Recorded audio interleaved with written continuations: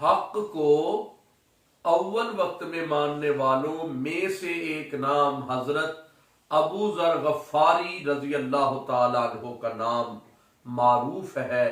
یہ قبیلہ بنی غفار کی عظیم شخصیت ہے۔ انہیں اول وقت سے ہی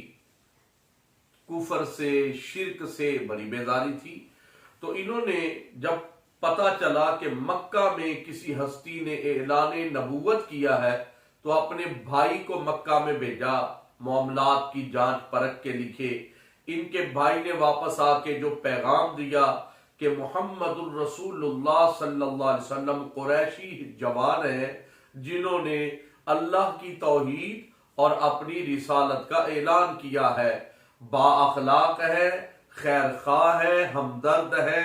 اچھے کردار کے مالک ہیں، لیکن سارا مکہ ان کے خلاف ہے۔ تو حضرت ابو ذر غفاری رضی اللہ تعالیٰ عنہ فرماتے میں نے اپنا مال، اسباب، کاروبار، گھر بار اپنے بھائی کے سپرد کر کے اسے کہہ کے گیا کہ کسی سے بات نہ کرنا، میں خود جاؤں گا، جا کے حضور علیہ السلام کی زیارت کروں گا اور دیکھوں گا معاملہ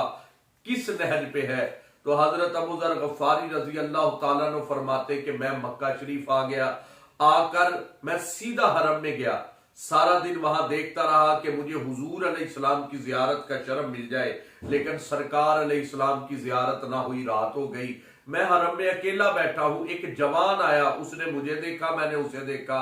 میں نے اس سے بات نہ کی، اس نے مجھے بات نہ کی، اس نے اشارہ کیا کہ میرے ساتھ آ جاؤ، میں چل پڑا۔ بعد میں پتا چلا کہ یہ جوان وہ ہے جس کو زمانہ علی کہتا ہے رضی اللہ تعالیٰ عنہ۔ رات حضرت علی کے ہاں قیام کیا، دن چڑھا تو پھر میں حرم میں آ گیا، سارا دن حرم میں سرکار کی زیارت کے لیے بیٹھا رہا، سرکار تشریف نہ لائے، رات ہوئی تو پھر حضرت علی آ گئے رضی اللہ تعالیٰ عنہ، پھر میں ان کے ساتھ چلا گیا، انہوں نے مجھے کوئی بات نہیں کی، میں نے بھی کوئی بات نہ کی۔ دوسری رات ان کے ہاں ٹہلنے کے بعد دن چڑھا، واپس حرم میں آ گیا، تیسری رات آ گئی، سارا دن میں اس طلب میں رہا کہ رسول اللہ علیہ السلام کی زیارت کا شرف ملے، لیکن مجھے کہیں سرکار نظر نہ آئے۔ جب تیسری رات ہوئی، حضرت علی پاک تشریف لائے مجھے اپنے ساتھ لے جانے کے لیے، جب انہوں نے اشارہ کیا تو ان کے گھر میں چلا گیا، تب حضرت علی رضی اللہ تعالیٰ عنہ نے مجھ سے پوچھا کہاں سے آئے ہو بھائی، کون ہو؟ تو میں نے ان کو رازداری میں بتایا کہ اگر میرا راز سنبھالو تو میں وضاحت کرتا ہوں۔ حضرت علی رضی اللہ تعالیٰ عنہ فرماتے میں نے وعدہ کر لیا۔ تو حضرت ابو ذر غفاری رضی اللہ تعالیٰ عنہ فرماتے میں نے بتایا کہ میں اس نبی صلی اللہ علیہ وسلم کی زیارت کے لیے آیا ہوں جنہوں نے اللہ کی توحید اور رسالت کا،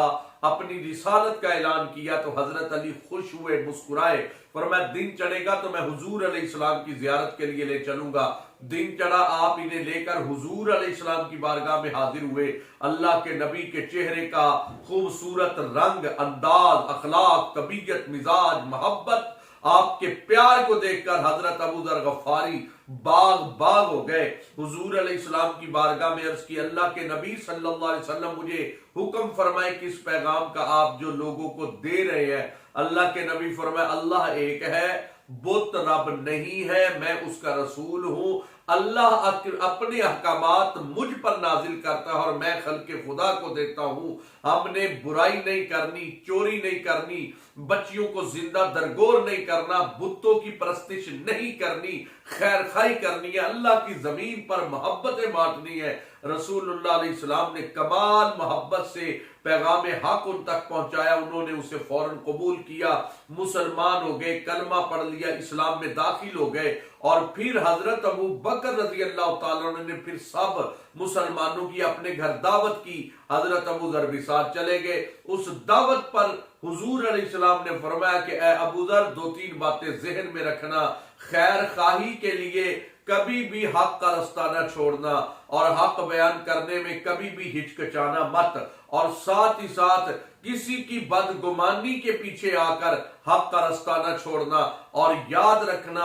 ابھی ہماری تعداد کم ہے، ابھی لوگوں کے سامنے یہ اپنے اسلام کو فی الوقت ظاہر نہ کرنا، مناسب وقت پر اللہ کے حکم سے اعلان ہوگا۔ تو حضرت ابو ذر غفاری رضی اللہ تعالیٰ عنہ عرض کرتے اللہ کے نبی میں نے حق قبول کیا ہے، خیر قبول کیا ہے، مجھے آپ کی بارگاہ سے جو ایک پیغام توحید ملا ہے یہ میرے لیے انعام ہے، میں تو لوگوں میں بانٹوں گا۔ آپ حضور علیہ السلام کی اجازت سے حرم میں آگے، وہاں کافر بیٹھے ہوئے تھے، وہ آپس میں باتیں کر رہے۔ حضرت ابو ذر غفاری نے بلند آواز سے کہا اشہد ان لا الہ الا اللہ واشہد ان محمدا عبدہ ورسولہ، اللہ ایک ہے، محمد علیہ السلام اس کے بندے اور رسول ہے۔ تو کفار نے جب توحید اور رسالت کا پیغام سنا اور ٹوٹ پڑے، حضرت ابو ذر غفاری پر مارنے لگے، بہت مارا۔ اچانک حضرت عباس آ گئے۔ حضرت عباس رضی اللہ تعالیٰ عنہ نے جب دیکھا کہ یہ تو بنی غفار کا بندہ ہے،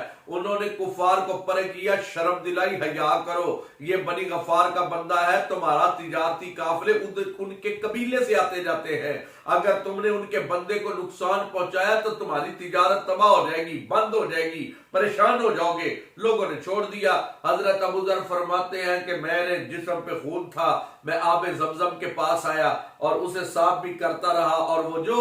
عشق الہیہ میں اور محبت رسول میں چوٹیں لگی تھی ان کے کمال مزے لے رہا تھا۔ اگلا دن چڑھا، پھر حرم میں آیا، کافر بیٹھے ہوئے تھے، مجھ سے پھر نہ رہا گیا، میں نے پھر بلند آواز سے کلمہ توحید اور رسالت بلند کیا، انہوں نے پھر مارا، حضرت عباس نے پھر مجھے بچایا، اور پھر اس کے بعد میں حضور علیہ السلام کے حکم پر میں اپنے واپس قبیلے میں آ گیا، آ کر اپنے قبیلے کے لوگوں کو دین اسلام پیش کیا۔ آدھا قبیلہ میرے کہنے پر اسلام میں داخل ہو گیا، آدھا قبیلہ اس وقت اسلام میں داخل ہوا جب اللہ کے نبی مکہ سے ہجرت کر کے مدینہ کی طرف تشریف لے کے گئے۔